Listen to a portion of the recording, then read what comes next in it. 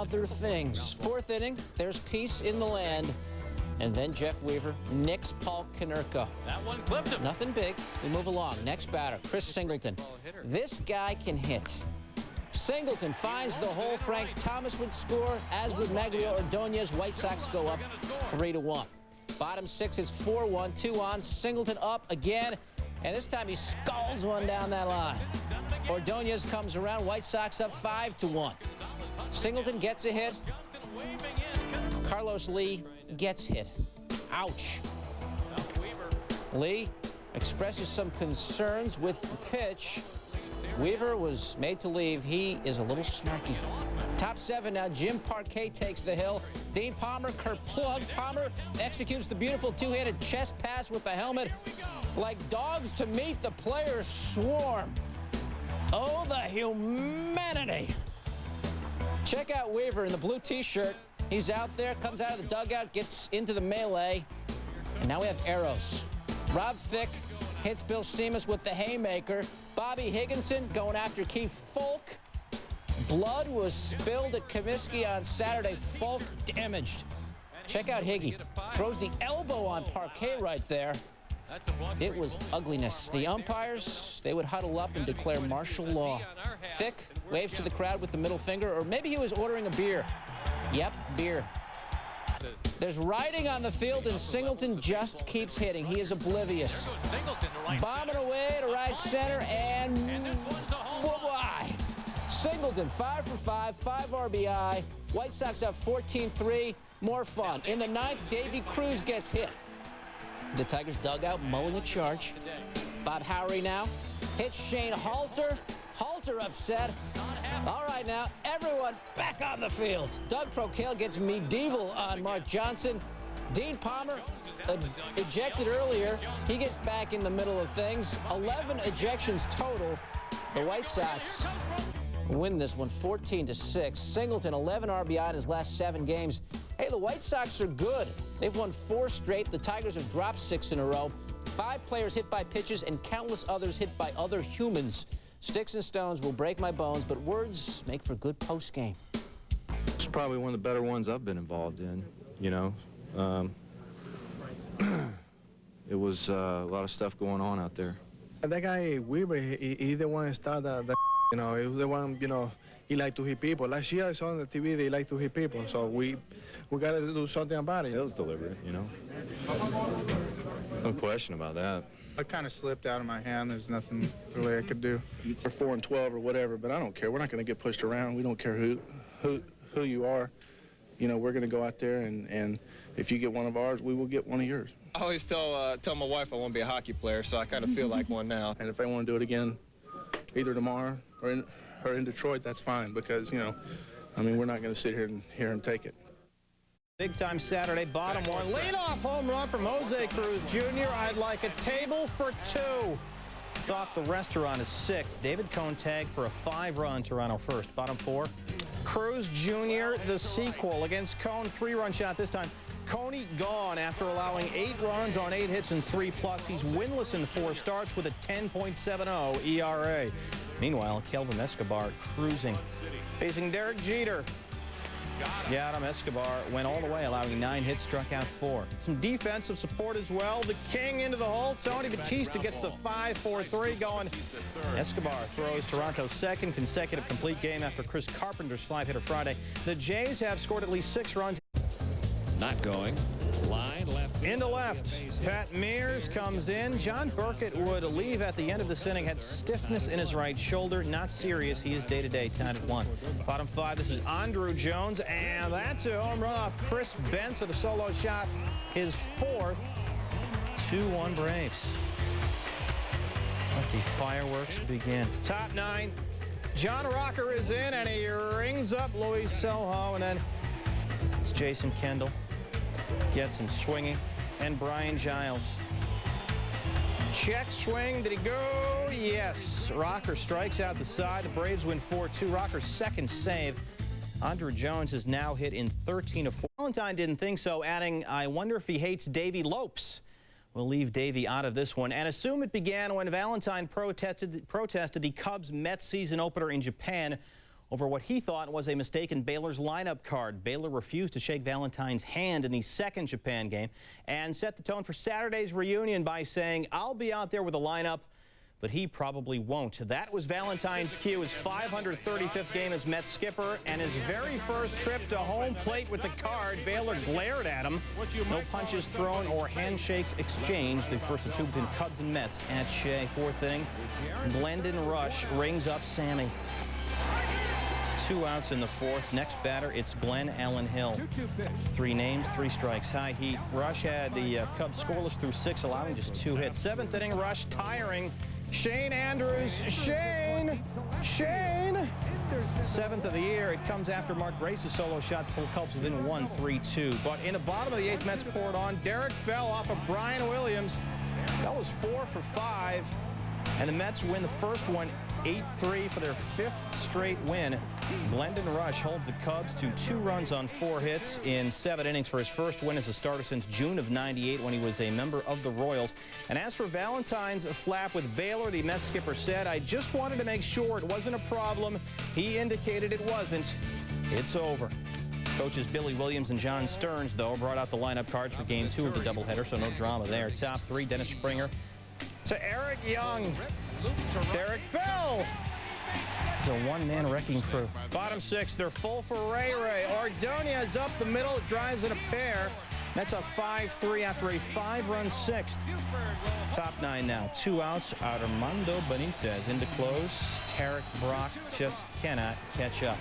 Save number 7 for Benitez. Mets sweep the doubleheader. So New York's now won 6 straight. Cubbies have lost 6 of 7. Dennis Cook worked 1 1/3 in relief to get to 3-0.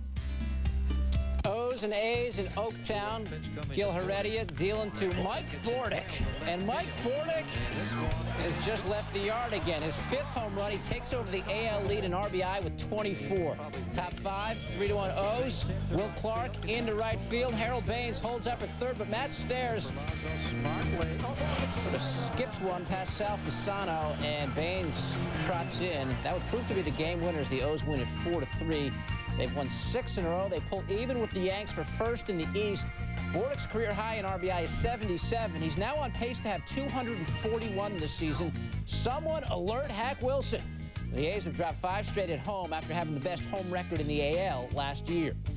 Twins and Rangers at the ballpark. Top first, no score, Esteban Loaiza getting David Ortiz. Pudge Rodriguez, he never makes errors, but that Pudge is an error. His first of the year.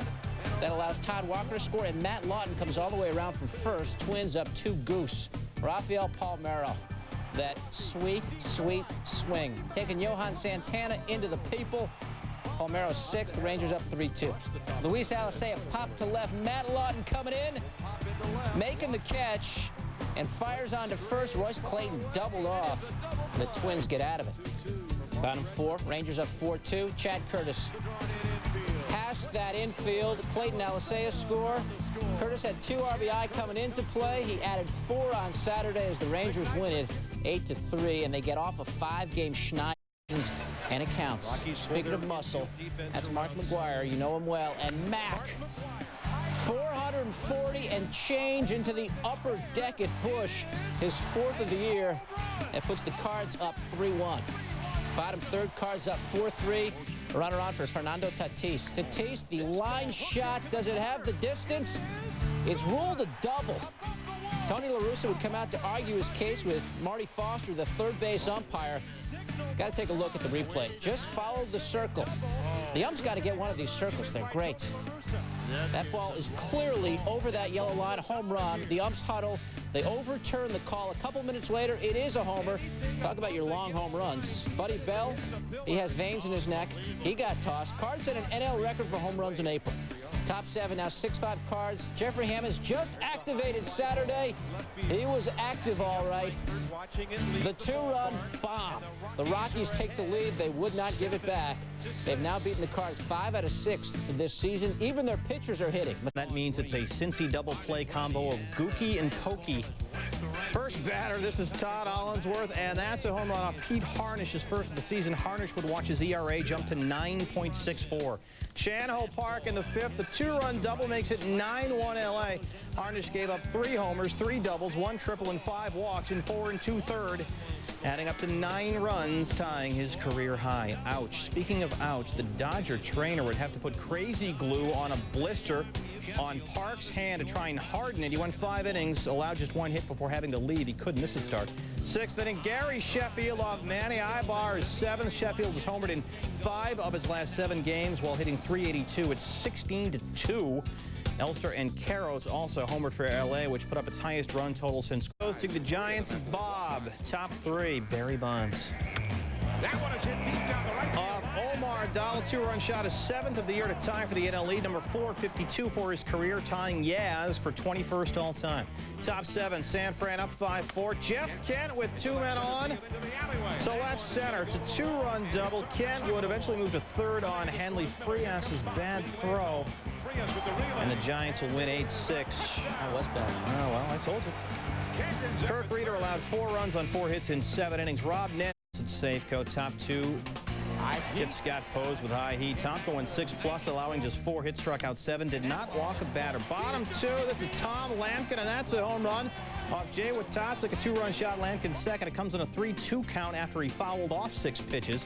Bottom 4, Jay Buter pulls Witasic down the line and left. They wave. Raul Ibanez, keep on waving. Mariners lead 3-1 with Witasic left after 5 innings, allowing 4 runs on 6 hits. He drops to 0-4. Top 9, enter the Dragon. Kazuhiro Sasaki on with Seattle at 4-2. Tying run at the plate. Mark Quinn to Charles Gibson, who fights the sun. Sasaki's 3rd save. Tomko said after the game, it was nice to go out there today and say, I still belong. Tomko had to begin the season at AAA Tacoma after suffering from a sore left Achilles tendon this spring. Angels and Devil Rays in St. Pete. Troy Glaus hit a 470-foot home run on Friday to break the Tropicana record. Jose Canseco breaking off a little something, 472 feet. It hit a catwalk 105 feet above the field. 472 feet, a new stadium record. A run already in on Roberto Hernandez in the 9th. Angels down 1 with 2 outs. Gloss to Vinny Castilla. Oops! That puts Gloss at 1st. Pinch runner Keith Johnson at 3rd. Next batter, Orlando Palmeiro in the hole. Kevin Stocker double pumps. That allows Palmeiro to beat the throw. Johnson scores. Tied at 9. Hernandez blows his 2nd straight save opportunity. Bottom 10, Kent Merker versus Bubba Trammell. Oh, Bubba. 3-2 hanging curve, and he hangs it up. David, it's another walk-off. All right now. Home run. The Devil Rays win 11-9. We love that saying, and we love entertaining grounds crew people. 5 Devil Ray home runs. The Marlins' $20.1 million payroll is ahead of only the Twins, and Henry adds, if it's going to take years to solve the ballpark situation, he'll have to continually rebuild the team. Phillies in Florida Saturday, just when it was getting good, too. Bottom 1. Hey, this is Mark Kotze, and that's a home run. Takes Paul Bird deep. Leadoff solo shot is 2nd. Fish up 1-0. Bottom 4, Chris Klopinski. So left center, Doug Glanville, backhanded against the fence. Bottom 5, it's Kotze on 3rd this time. Brant Brown at the dish. Finds the gap. Ron Gant sticks the landing. Great Philly defense in this game. Top 9, 2 out. Marlins lead 4-2. 3-2 pitch to Rob Ducey. Antonio Alfonseca rings him up. And the Marlins, yeah, they're pumped. They win 4-2. This is not the time to re-break up the Marlins off to their best start ever at 11-8. Topping even 1997 when they won it all. One note of concern for Dolphins fans, we're always looking ahead. Damon Heward's ceremonial first pitch missed high and wide left. Oops. Padres and Astros at Enron. Matt Clement facing Jeff Bagwell, and Bags wins.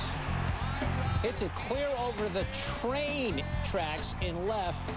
Bagwell 6 homers in his last 9 games. Look, it's the choo-choo train. Top 6, Ryan Klesko up. 1 on, facing Chris Holt, and oh boy, to dead center, and oh boy, that was a shot, 440 feet. Klesko's 4th homer of the year. Astros tied at 6. We're in extras. In the 10th, Carlos Hernandez finds some gap. Ollie, income free. Phil Nevin and Eric Owens come around, and the Padres win this one 8-6 in 10. Hernandez was just activated earlier in the day after missing a couple weeks with a strained